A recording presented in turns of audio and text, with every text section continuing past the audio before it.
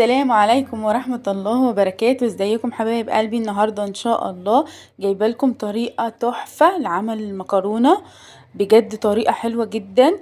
لو انتي المكرونة ما بتظبطش معاكي او بتعجن منك او بتطلع معاكي ناشفة، صدقيني بعد الطريقة دي هتعملي المكرونة بطريقة يعني هتبقى جميلة جدا بجد.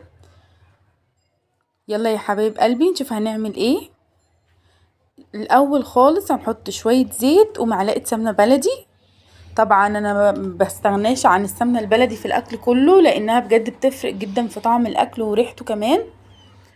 كده حبايبي زي ما انتم شايفين هنزل بقى بالمكرونة، وده السر اللي بيخلي المكرونة تطلع معاكي مفلفلة وما تعجنش خالص، حتى لو فضلت لتاني يوم بتبقى لسه مفلفلة برضو جميلة. هنحمرها بقى في السمنة البلدي والزيت كده، بس يعني مش تحمر قوي، يا دوب هنقلبها نشوحها كده في السمنة البلدي كده زي ما انتم شايفين. كده يا حبايبي اهم حاجة ايدك على طول في المكرونة بتاعتك تقلبي فيها علشان ما تبقاش حتة يعني واحدة كده محروقة واحدة تحمر جامد كده، يعني ايديكي تفضل زي الشعرية كده لما بتيجي تحمريها وايدك على طول فيها كده، علشان يبقى كلها كده متشوحة وكلها شاربة كده من السمنة البلدي، تبقى جميلة خالص. صدقيني بجد جربي الطريقة دي هتطلع معاكي المكرونة جميلة جدا. شوية فلفل اسود كده، حطيت معلقة صغيرة فلفل اسود هشوحها برضو كده تدي ريحة برضو حلوة جدا للمكرونة بتاعتي. ونزلت بقى بمعلقة بابريكا او فلفل احمر زي ما بتسموها، هشوح برضو كده زي ما انتم شايفين كده. المكرونة بتاعتي ما خدتش لون خالص، يا دوب بشوحها كده على السريع تتغلف كده من السمنة البلدي من الزيت، تفضل كده معاكي مفلفلة وجميلة جدا.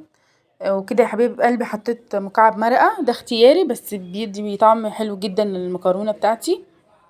كده حبايب قلبي بفضل برضو اقلب كويس جدا، كل ما احط حاجة بقلبها كويس جدا علشان يتغلفوا كده مع بعض. حطيت بقى معلقة ملح صغيرة، لو عوزتي تاني بتحطي بعد ما تحطي القعد بتاعها او المية بتاعتها علشان ما تبقاش حادقة معاكي قوي، يعني بتحطي في الاول يعني نص معلقة ملح صغيرة كده. هتشوحي بقى وبعدين هنزل بقى بمعلقة الصلصة. لو عندك طماطم ممكن تضربي الطماطم في الخلاط وتسيبيها تتسبك وبعد كده تنزلي بيها على المكرونة بتاعتك، هتبقى جميلة برضو.